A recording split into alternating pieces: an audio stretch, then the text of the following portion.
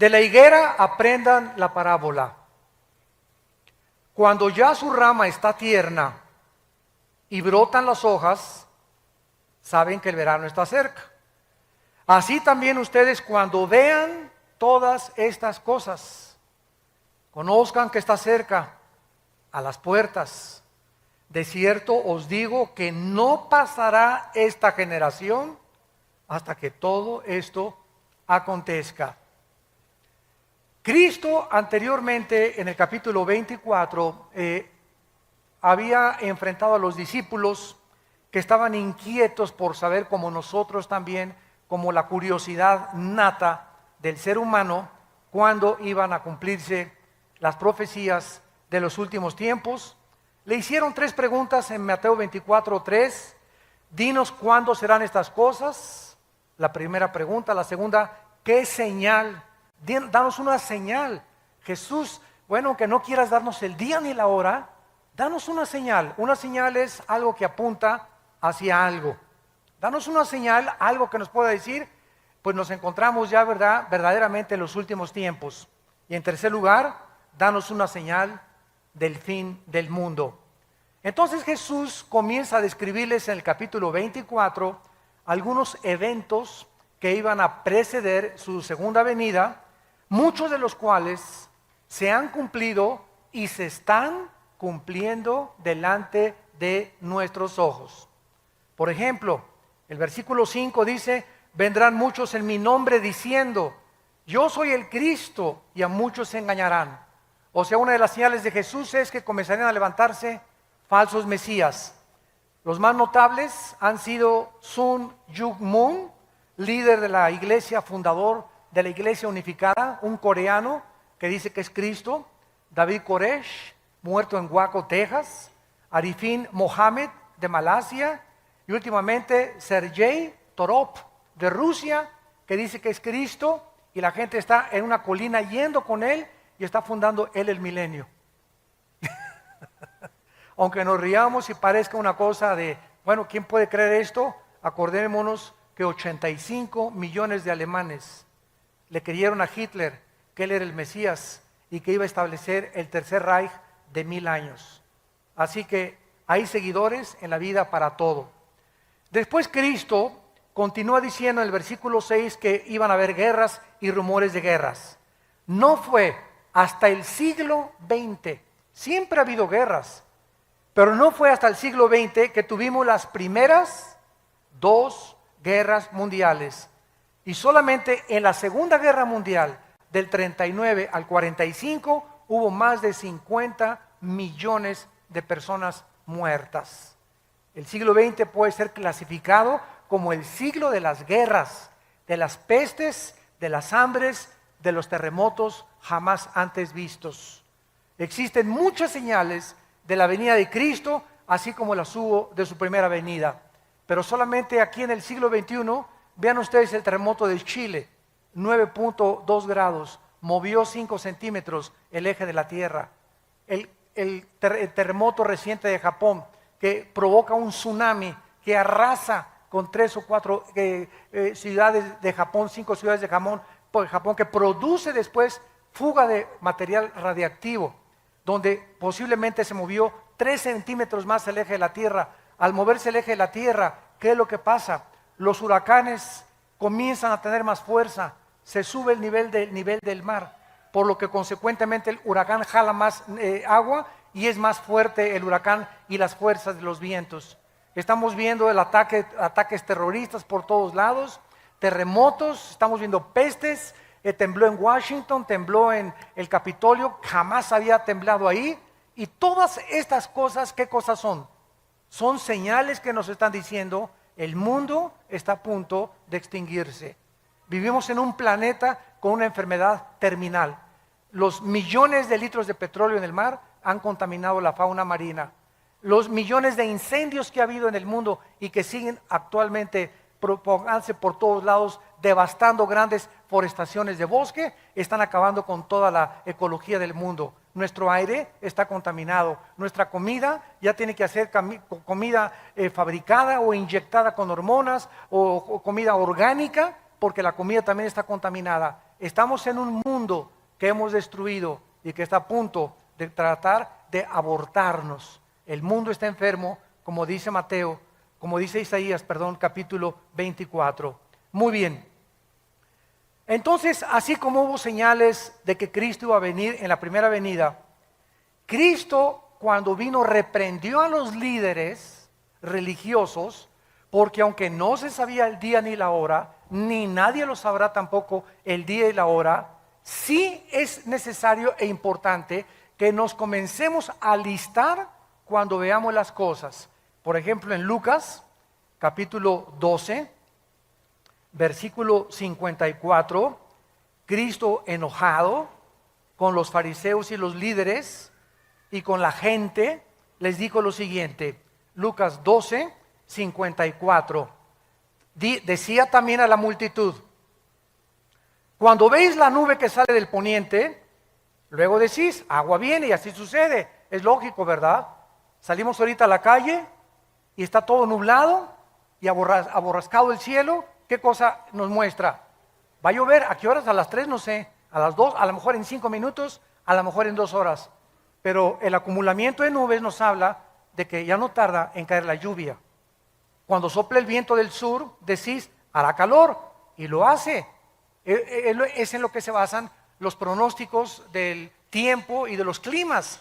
¿Cómo pueden saber que la semana que entra va a haber 75 grados de temperatura o 25 en Acapulco y 32 en Cancún, etcétera, etcétera? ¿Cómo lo hacen? Midiendo con los satélites y el calor, el tiempo, el calor, la precipitación y la velocidad, etcétera, etcétera. Todo eso les hace hacer pronósticos que aunque no son 100% exactos, por lo menos dicen, pasado mañana va a llover o va a haber un calor tremendo la semana que entra, etcétera, etcétera.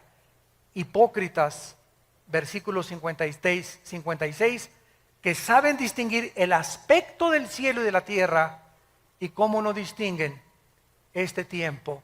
¿Cómo no supieron los fariseos que Jesucristo iba a nacer en Belén? Isaías lo decía, que su madre iba a ser una virgen, que cuando hubiera un levantamiento en Roma y tratara Roma de conquistar Jerusalén y el mundo, el Mesías iba a venir. ¿Cómo es posible que no hayan podido estar preparados? A lo suyo vino y los suyos no le recibieron. Me pregunto si sucederá lo mismo con nuestra generación. ¿Estaremos tan ciegos de no darnos cuenta en qué tiempo nos estamos encontrando? Jesús comparó estos eventos en Mateo 24, 8 con dolores de parto. Dice en Mateo capítulo 24, versículo 8, todo esto será principio de dolores, que son los dolores, la palabra griega, que experimenta una mujer cuando va a parir. Una mujer cuando va a parir, ¿cómo comienzan los dolores? Comienzan con contracciones cada vez más fuertes, cada vez más fuertes, cada vez más fuertes, van aumentando en intensidad y en dolor, hasta que se revienta la fuente de agua, ¿verdad? Y entonces la mujer tiene que ser internada inmediatamente en un hospital. Entonces Cristo dijo que los terremotos, los huracanes, los tsunamis, toda la descomposición ecológica iba a ir aumentando, aumentando, aumentando, como lo estamos viendo con nuestros ojos. Los terremotos son cada vez más fuertes, producen más daños, los huracanes son cada vez más devastadores, los tsunamis están comenzando a inundar ya grandes cantidades y grandes costas en los continentes del mundo. ¿Y quién puede estar ciego a lo que está pasando en Israel? Lo que va a pasar en 2 o 3 días. Esto es increíble a la luz de la Biblia.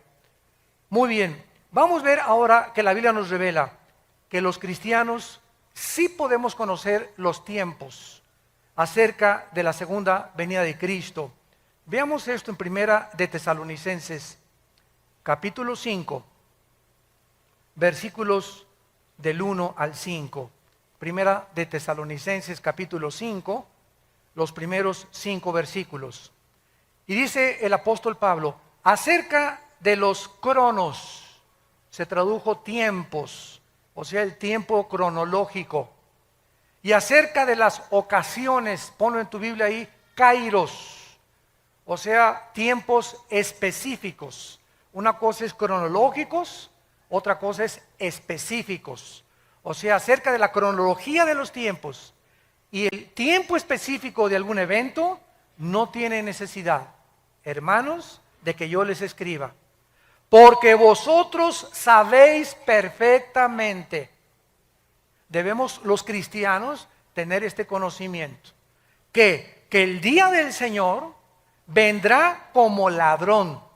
Que cuando digan paz y seguridad, no es hasta que haya un tratado de paz en el mundo, donde se diga algún dictador, ya basta de guerras entre árabes y judíos, ya basta de problemas en el mundo, como lo hizo Hitler en 1932 al 34. Alemania estaba azotada por el comunismo, se formó el Partido Nacional Socialista, no había trabajo, el orgullo alemán estaba hasta los suelos después de que perdieron la Primera Guerra Mundial, era una población, un grupo humillado ante el mundo, y llega una voz del Führer, de Hitler: yo saco a Alemania, comienza a darle el empleo a todos, fabrica, producen la Porsche, se produce el carro Volkswagen, que Hitler dijo: le voy a dar un premio al mejor diseñador de autos que me haga un carro para el pueblo. La palabra Volks significa pueblo en alemán, Wagen en alemán significa pueblo. Entonces Volkswagen significa el carro del pueblo. Y pues hasta el momento, ¿verdad?, ha sido un carro increíble desde la Segunda Guerra Mundial. Y sacó a Alemania totalmente del pozo de desesperación en que se encontraban. Y 85 físicos, matemáticos, doctores, licenciados, abogados, maestros de escuela, no estoy hablando de indígenas, 85 millones de profesionistas, de personas cultas, de personas que fueron a la universidad con premios Nobel, etcétera, etcétera, votaron por Hitler y le creyeron a Hitler. ¿No le creerán al anticristo? Cuando el anticristo va a hacer señales sobrenaturales, lo van a tomar como un extraterrestre al anticristo, va a hacer llover fuego del cielo, va a hacer que su imagen aparezca de repente por todos lados, van a creer que realmente los extraterrestres ya aterrizaron en la tierra y van a traer la época del acuario que el diablo ha promovido en el mundo desde hace muchos años. Entonces dice el apóstol Pablo, versículo 3, cuando digan paz y seguridad, vendrá destrucción repentina como los dolores a la mujer encinta y no escaparán. Escuchen con atención lo que dice Pablo. Mas vosotros, hermanos, o sea, todos nosotros los cristianos, no estamos en tinieblas para que aquel día nos sorprenda como ladrón. Dios no quiere que nosotros seamos sorprendidos de repente y voltees y tu esposa desapareció y tus hijos desaparecieron y millones de bebés en los hospitales recién nacidos desaparecieron y pilotos con aviones se van a estrellar en el mar porque el piloto desapareció. Choferes van a congestionar las carreteras internacionales porque desaparecieron de repente manejando. Va a haber un caos y una confusión en el mundo entero de la desaparición de millones de personas. Tú vas a ser de aquellos que vas a decir: ¿qué pasó? ¿Dónde está mi vieja? ¿Dónde está mi viejo? ¿Dónde están mis hijos? No, ¿verdad? Dios no quiere que nosotros seamos como ladrón. Vendrá a los incrédulos, pero no a nosotros. Métete eso en tu cabecita. Ustedes no están en tinieblas para que aquel día los sorprenda como ladrón, porque ustedes son hijos de la luz.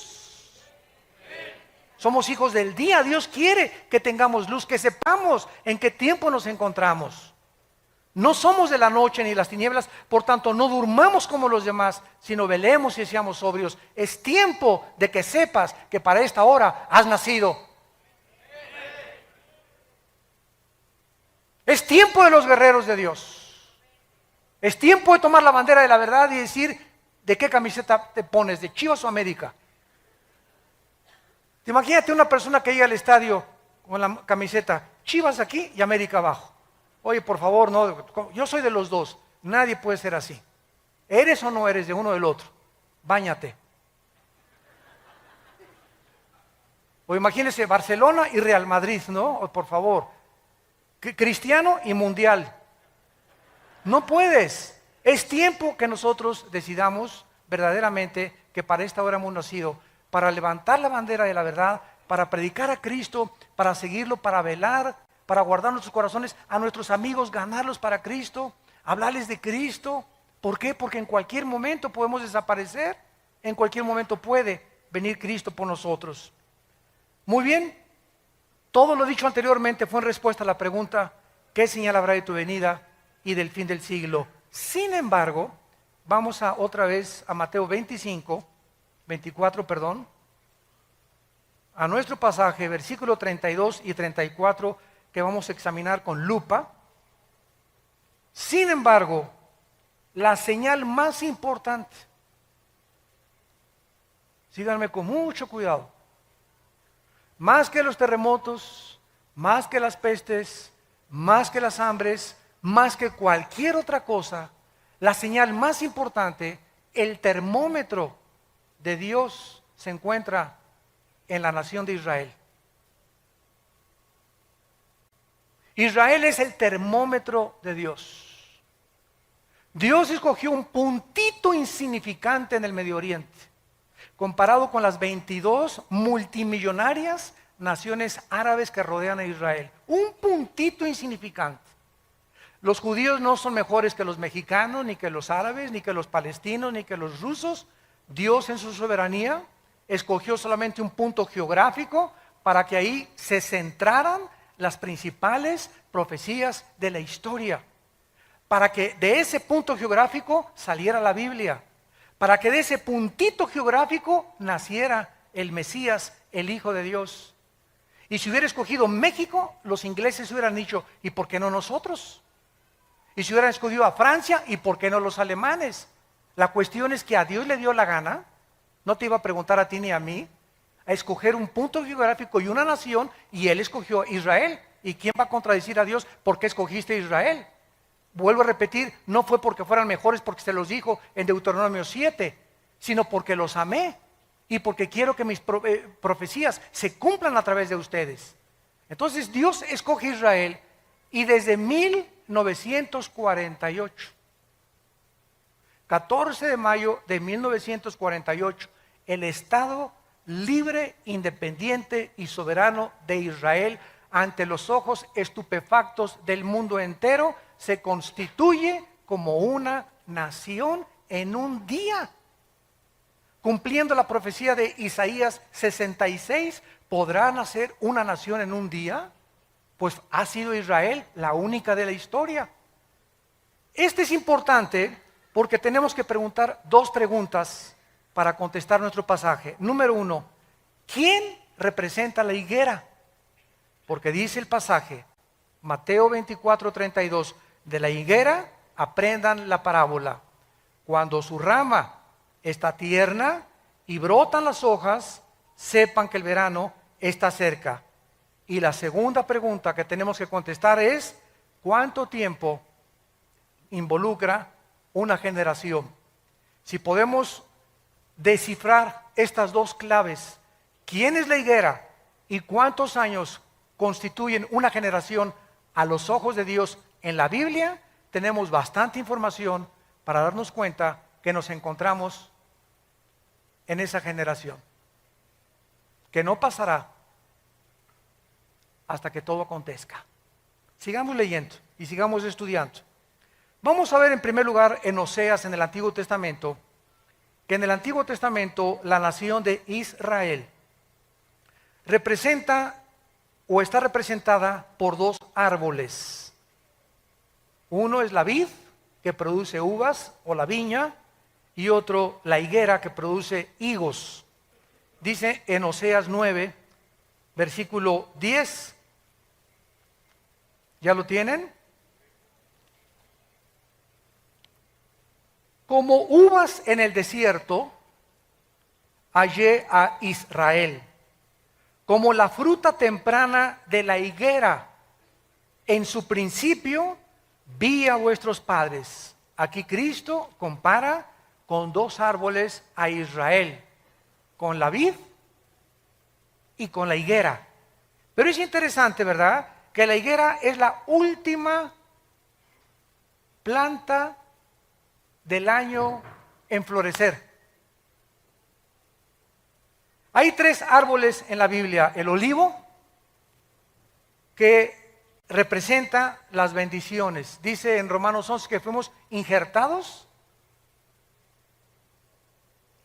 en el olivo. Nosotros somos el olivo silvestre, el olivo original es de Israel. El olivo representa las bendiciones que vienen con el Espíritu Santo. La vid representa el sistema religioso, la viña. Isaías 5, planté una vid y vine a buscar fruto y no la encontré. Y esta misma parábola de Isaías 5, representando la vid, Cristo dice cuando vio la higuera, la maldijo, que era una profecía más adelante de que Israel atraería la maldición sobre sus vidas por haber rechazado al Mesías. Y en tercer lugar, la higuera representa la resurrección nacional de Israel. Entonces tenemos el olivo, tenemos la vid y tenemos la higuera. Pero cuando Cristo de los tres árboles escoge la higuera para decirnos cuando reverdezca, cuando resucite, cuando otra vez ante los ojos del mundo Israel vuelva a levantarse después de más de 2000 años de que no tenían patria, gobierno ni sistema religioso, sepan que se acerca el verano. Quiero decirles con más exactitud que esta generación no pasará hasta que se cumplan todas estas cosas. Vemos también en Lucas capítulo 13 acerca de la higuera que Cristo nos está describiendo. Dice Lucas 13, versículo del 6 al 9. Dijo también esta parábola: tenía un hombre una higuera plantada en su viña y vino a buscar fruto en ella y no lo halló. Y dijo al viñador: he aquí hace 3 años que vengo a buscar fruto en esta higuera y no lo halló. Córtala. ¿Para qué inutiliza también la tierra?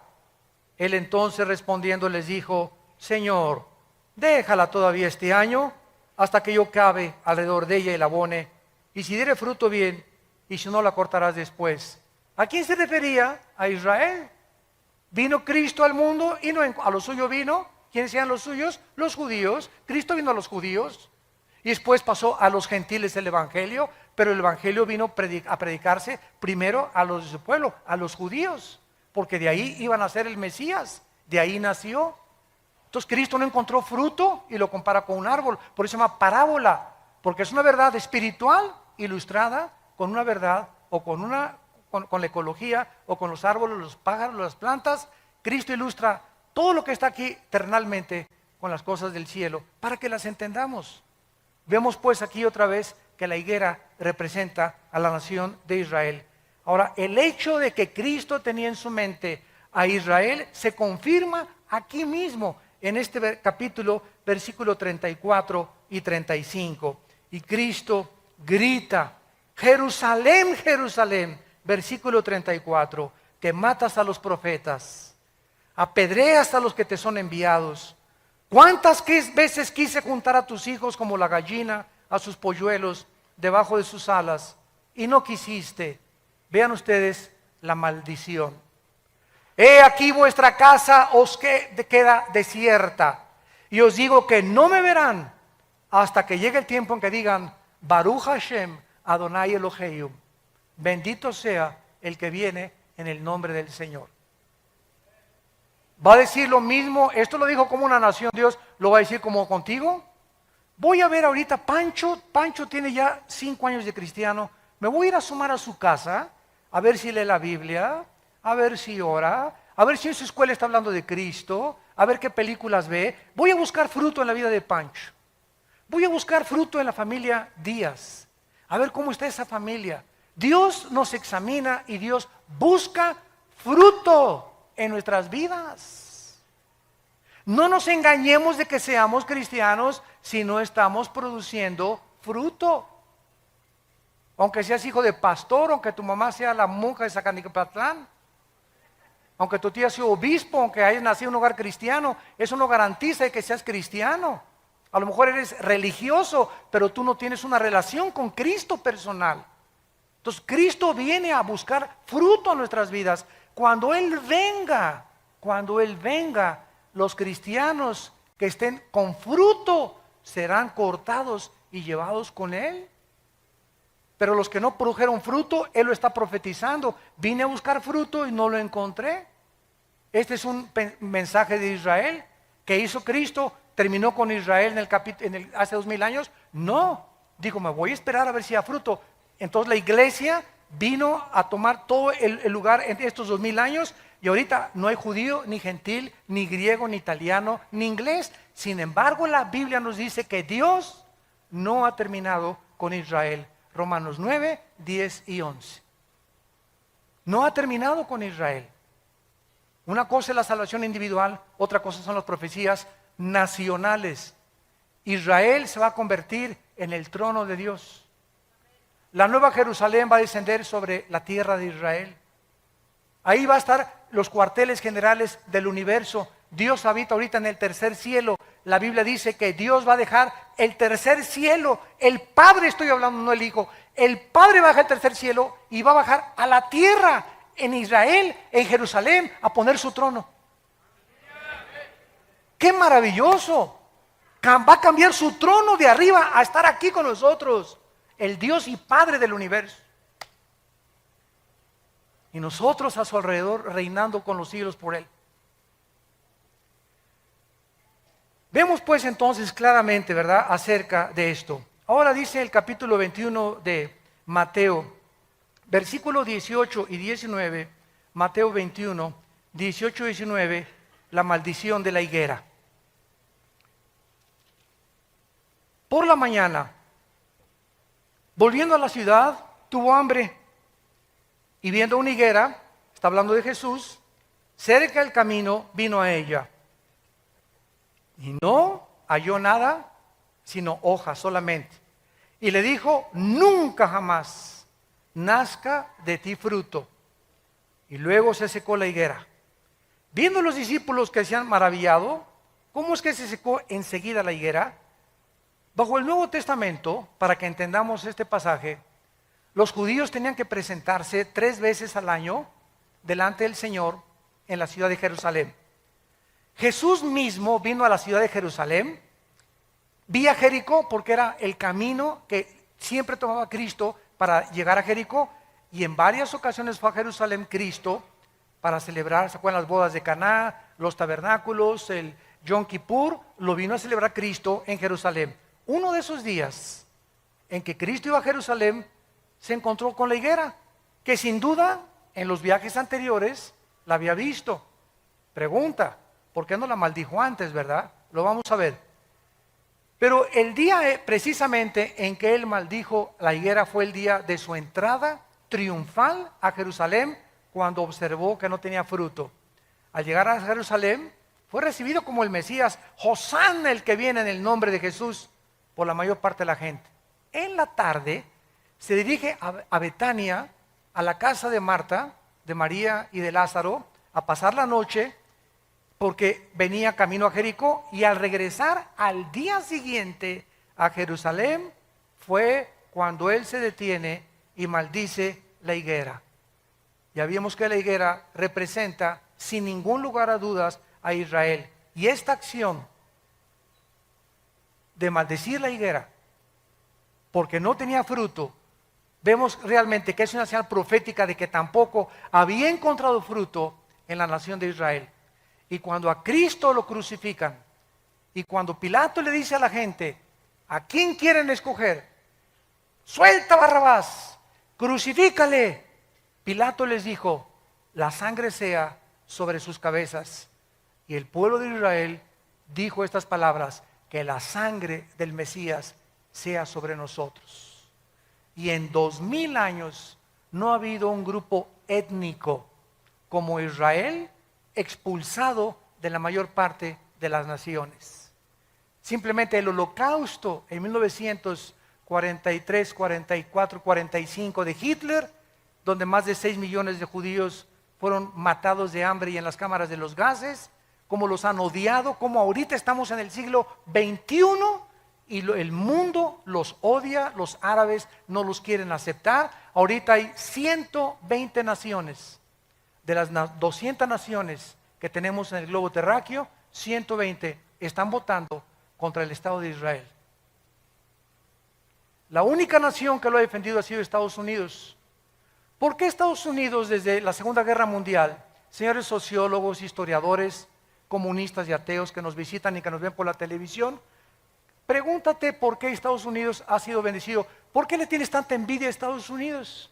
El mejor país vestido, donde mejores empleos ha habido, donde a la gente se le reconoce lo que sabe, con el mejor ejército, el mejor sistema político que hay ahorita en el mundo, donde más o menos hay justicia mejor que en otros países. Ha detenido el comunismo, el fascismo, el nazismo. Si no fuera por Estados Unidos, aunque ahorita está hundiéndose, todo el mundo quiere Estados Unidos. Nadie se quiere ir a Rusia, nadie se quiere ir a la China, a México menos ahorita. ¿Por qué Estados Unidos es la nación del sueño americano? Hasta hace algunos años, porque ya no es igual, ya se acabó todo eso, porque ya los últimos presidentes han apostatado y han entregado a Estados Unidos en manos de los árabes y han traicionado a Israel desde el presidente Clinton. ¿Por qué? Porque los árabes tienen el 65% de la producción petrolera del mundo entero.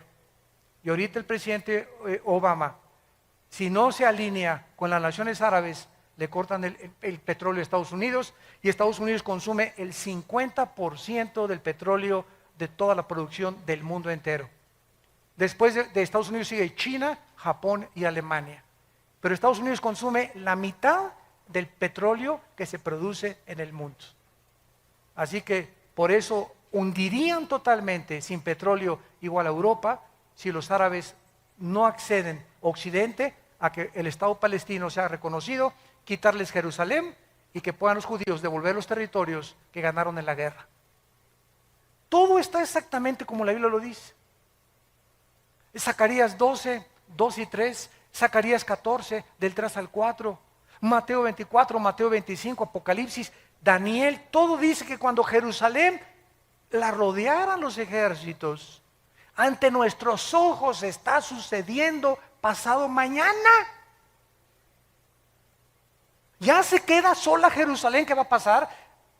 Tal vez una guerra nuclear. La Biblia profetiza que Siria, Apocalipsis 17, va a desaparecer. Tal vez Israel conteste con armas nucleares a Siria y borre del mapa a Siria, y el anticristo salga de la región de Siria o Irak, y después de esta devastación se den cuenta, bueno, que nos estamos matando. Surja como Hitler el anticristo y traiga la paz. Y cuando digan paz y seguridad, nos pintamos.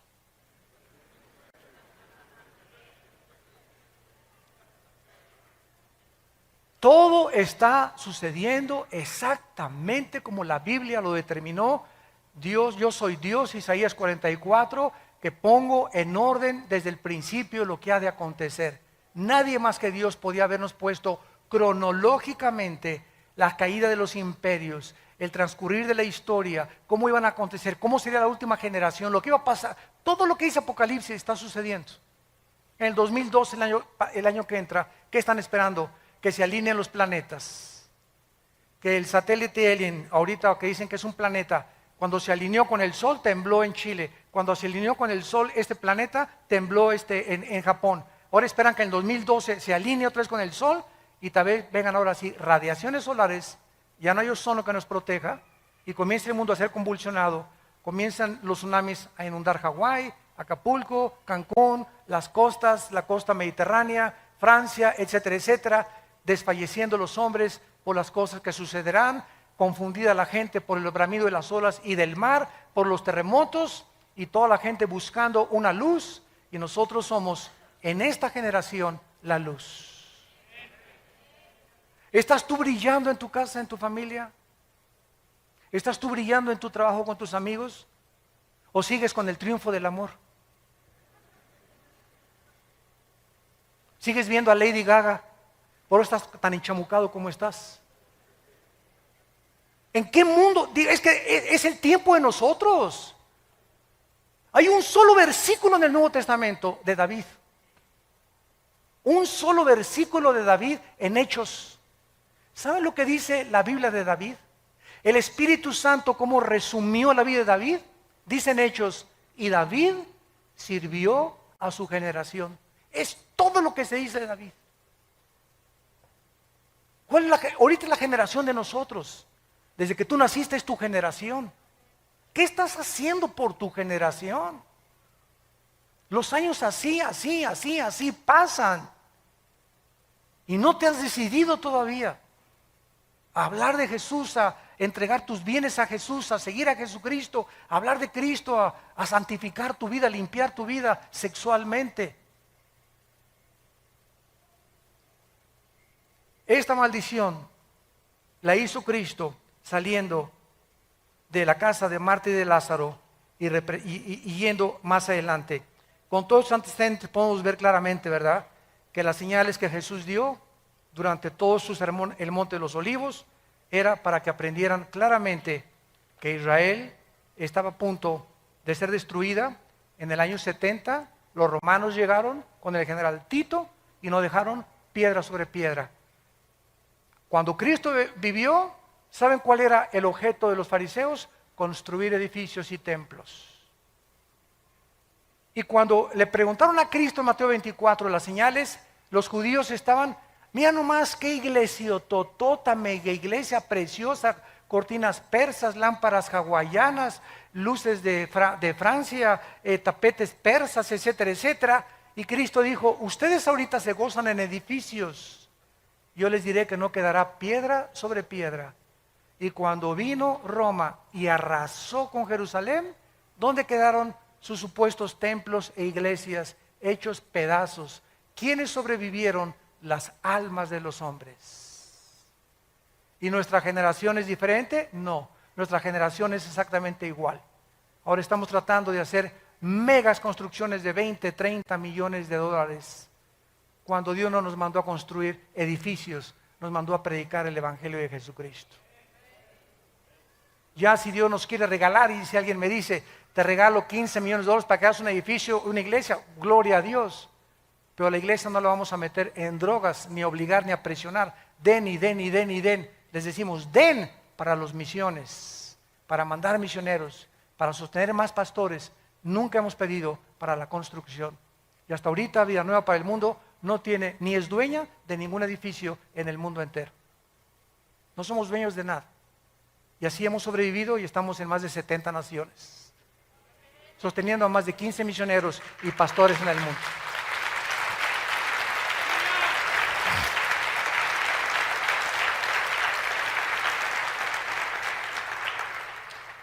Los judíos pues fueron dispersados a los 4 confines de la tierra, quedaron por tierra cerca de más de 2000 años.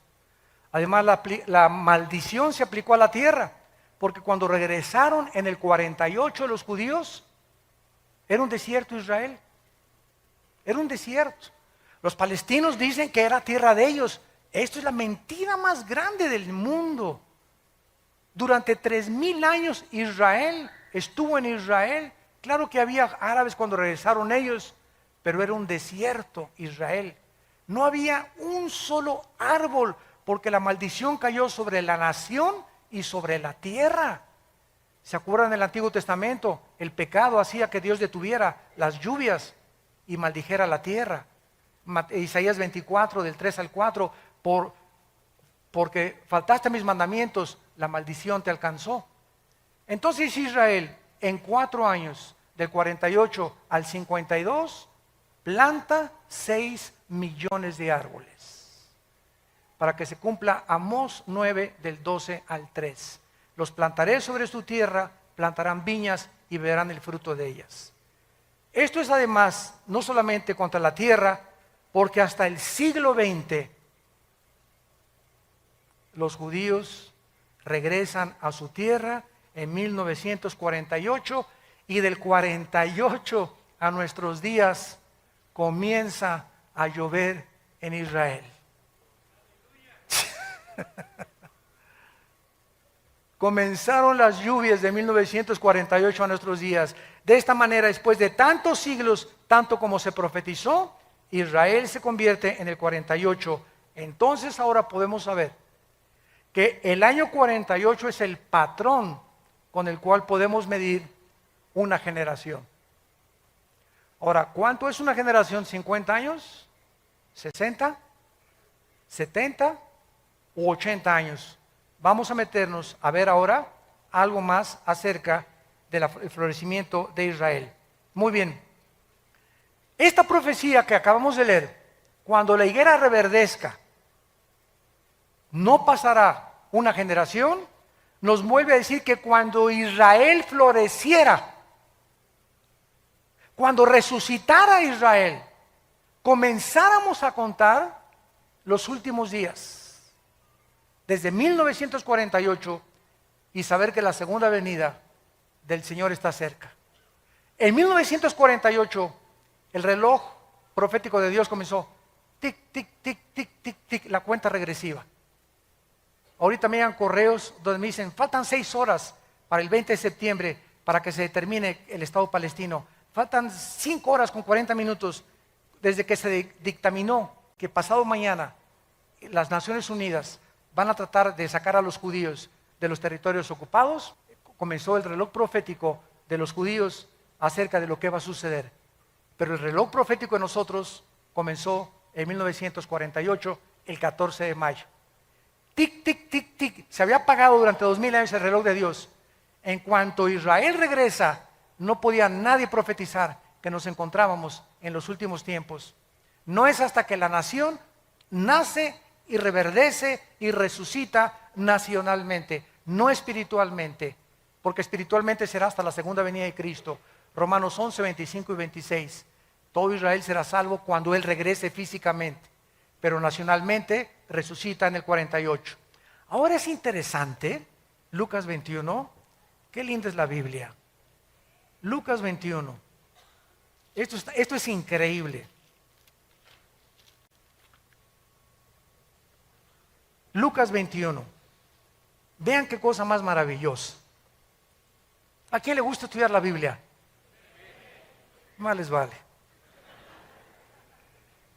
Lucas 21, 29 al 32. Vean esto. Lucas 21, 29 al 32. También les dijo una parábola. Vean ustedes cómo comparando los evangelios, la Biblia es la suma de tu palabra es verdad, comparando versículo con versículo, texto con texto, podemos trazar una doctrina sana. También les digo una parábola, mirad la higuera y el Mateo no dijo eso, ¿verdad?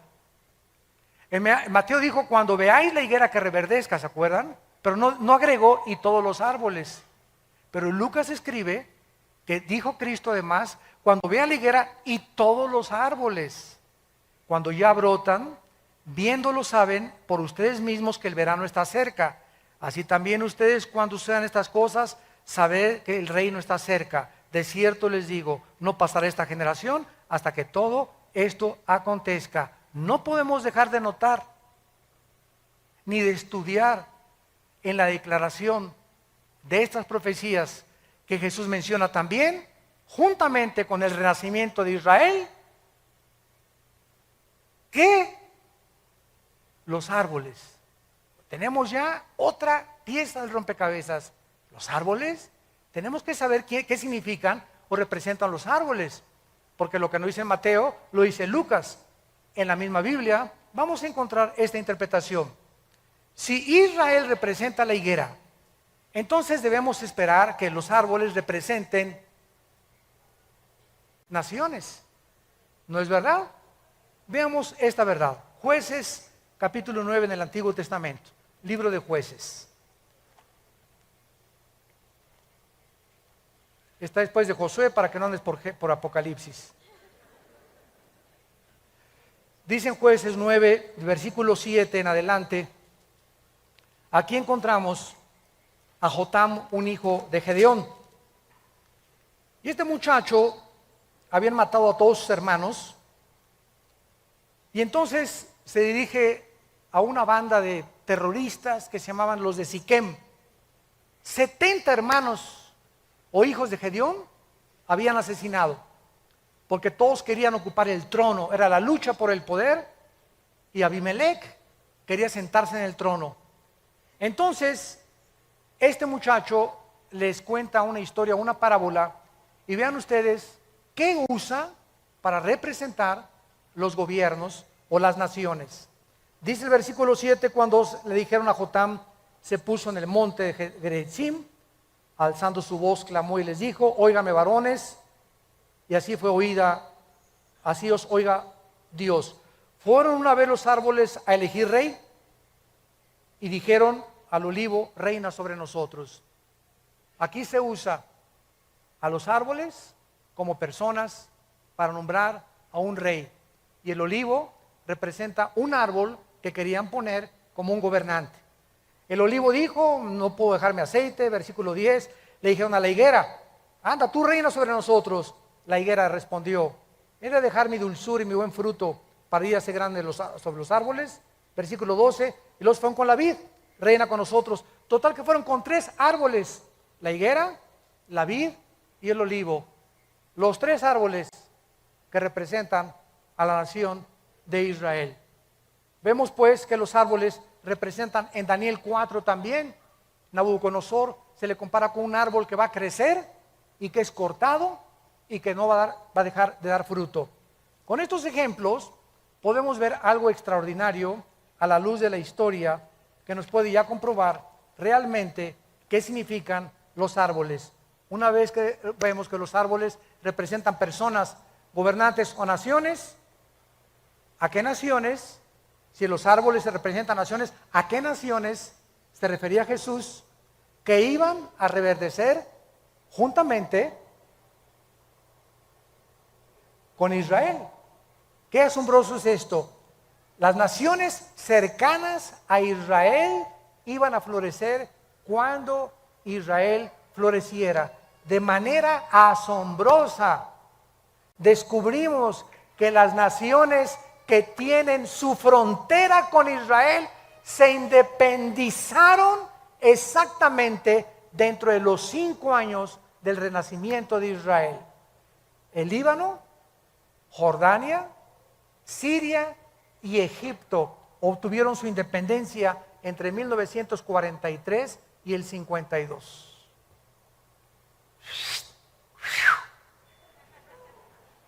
Escuchen esto, todavía falta. Líbano, después de la Primera Guerra Mundial, Francia obtuvo el mandato de Siria, que era la antigua porción del Imperio Otomano o de los persas. Francia superó la región del Líbano en 1920 y en el 43 Líbano florece como nación independiente. Jordania, después de la Primera Guerra Mundial, la disolución del Imperio Otomano, Inglaterra recibe el mandato de gobernar la mayoría del Medio Oriente. La Gran Bretaña separa la región autónoma de Transjordania en 1920 y Jordania se independiza en 1946 y adopta el nombre de Jordania hasta 1950. Siria administra esta región Francia después de la guerra, y Siria se independiza en el 46 también, exactamente cuando se independizó Jordania. Egipto obtiene su independencia y soberanía con el derrocamiento de la monarquía británica en 1952. Estas naciones, al igual que Israel, no existían independientes hasta después de 1943. Y esto fue simplemente eran parte del Imperio Otomano, parte del Imperio Británico o colonias de Francia. Su nacimiento alrededor de Israel en el 48 nos muestra de manera asombrosa que eran las naciones a las cuales Cristo profetizó, que no es coincidencia que en ese tiempo de 5 años se independizaron todas las naciones que tienen su frontera con Israel. ¿Es la Biblia la palabra de Dios? ¿No es maravilloso que nosotros podamos saber claramente todo lo que está pasando en el mundo? Y terminamos con la generación. La higuera es Israel, las naciones, las que tienen su frontera con Israel, que se independizaron. Ahora tratemos de ver cuánto es una generación a la luz de la Biblia. La palabra generación, dor, en el hebreo. Se tradujo al griego genea, de donde viene la palabra genealogía, de donde viene la palabra genes. Nuestros genes también vienen de ahí. Y esta palabra significa una época o una generación de personas o un periodo particular de vida desde el nacimiento hasta que morimos. Vean ustedes el Salmo 78, versículo 8. Salmo 78, versículo 8. Y no sean como sus padres, generación contumaz y rebelde, generación que no dispuso su corazón, ni fue fiel para con Dios su espíritu. Israel nació el 80% de la gente de Egipto cuando tenían 40 años. Más 40 en el desierto. 80 años. Muy bien. ¿Son 80 años una generación realmente? Bueno, vamos a ver que si representa a un grupo de gente que nace y muere dentro del mismo periodo de tiempo, se le llama una generación. Salmo 90, versículo 10, nos saca de dudas. Los días de nuestra edad son 70 años. En los más robustos, los que no comen papitas ni Coca-Cola, y van a llegar a los 80 años con toda su fortaleza, es molestia y trabajo. Escuchen esto, amados hermanos santos de Dios. De acuerdo al libro de Hechos Mundiales de la CIA, World Fact Book, mayo del 2010, el promedio más largo de vida de los seres humanos en el 2009 fue de 84 años en Macao. 84 años fue el promedio más elevado de vida en el 2010.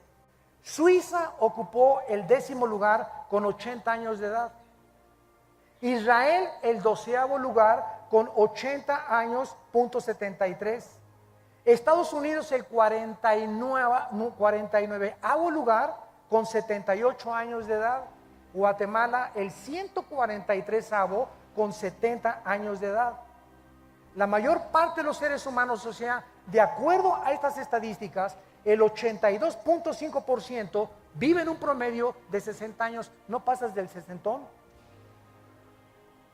El 82% de la humanidad no va a pasar de los 60. ¡Qué increíble es esto! Y solo un 9.8% de toda la humanidad alcanza los 80 años de edad. Mi mamá ya la hizo porque tiene 86.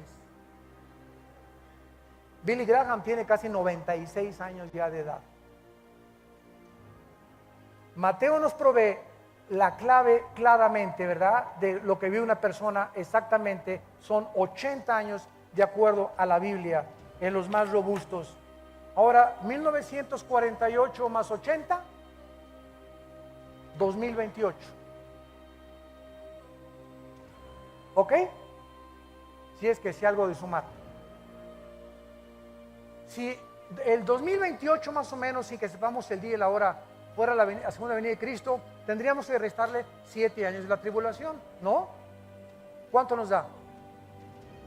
2021. O sea, estamos en el 2011. ¿Cuántos años nos quedan?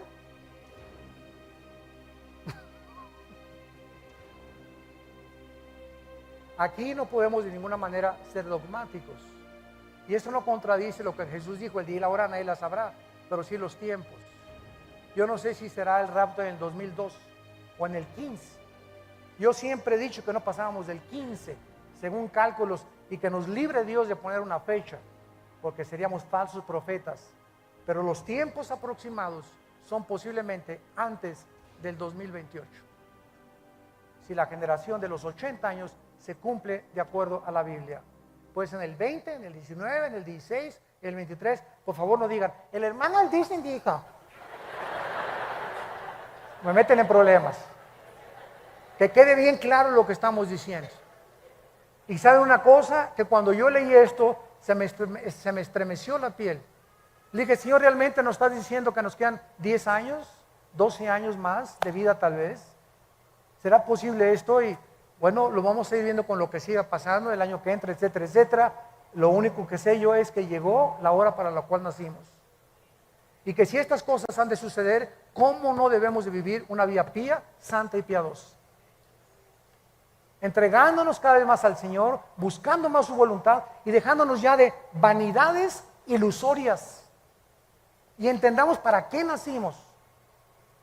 Y sepamos que lo que más le interesa a Dios es que lo conozcamos. Y que seamos guardados de la hora de la prueba. Lucas 21, para que seamos tenidos por dignos de las cosas que acontecerán en la tierra. ¿Estás tú listo para encontrarte con tu Dios? Gracias por tu palabra, Señor. Gracias por tu palabra, Señor, y por los tiempos que nos permites vivir. Donde estamos viendo que las nubes se están juntando de las catástrofes, de los holocaustos, de las tragedias en el mundo, de los fenómenos naturales, donde la naturaleza se ha vuelto contra nosotros. Y sabemos que estas son señales. Y tenemos tal vez 2 años, 10 años, solo tú lo sabes. Lo único que sabemos es que ya el tiempo se ha acercado. Y que estas consideraciones que hemos traído a la luz de tu palabra, con la ayuda del Espíritu Santo como nuestro Maestro, nos hacen temblar interiormente de temor a ti, de acercarnos más rápido a ti, de entregar nuestras vidas con pasión a ti y de saber que tú eres la única causa por la cual vivimos. Porque si vivimos es para ti y si morimos es para ti también, Señor. Ya sea que vivamos o que muramos, le pertenecemos al Señor. Muchos de ustedes que nos ven por la televisión y que están aquí presentes, yo los invito a que vengan a la cruz en este momento. Vengan a la cruz. Ven a hacer la paz con Dios. Prepárate para encontrarte con tu Dios. Si Cristo no viene en 20 o 30 años, el día de tu muerte, lo vas a enfrentar.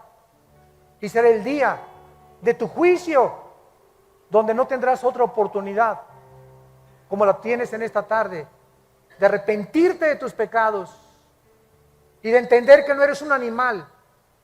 Somos personas inteligentes, agentes morales, responsables de las decisiones que tomamos, cuyas consecuencias son para bien o para mal siempre. Cada decisión que tomamos tiene consecuencias, para bien o para mal. Y tú y yo somos responsables delante de Dios, nadie más que nosotros, de las decisiones que tomamos. Ven a Cristo. Toma esta decisión en tu corazón hoy. Y ahí desde tu lugar dile: Señor mío y Dios mío, he oído tu voz profética a través de la Biblia y me arrepiento de mis pecados. No quiero que me sorprenda como un ladrón de repente y desprevenido tu venida. Quiero estar preparado, Señor. No quiero perderme galardones. No quiero ser avergonzado delante de tus ojos cuando tú vengas por mí. Te pido que entres a mi corazón. Te recibo porque creo que en la cruz pagaste con tu sangre por mis pecados, que a los 3 días resucitaste de los muertos y que vienes pronto por mi vida para reinar contigo eternamente.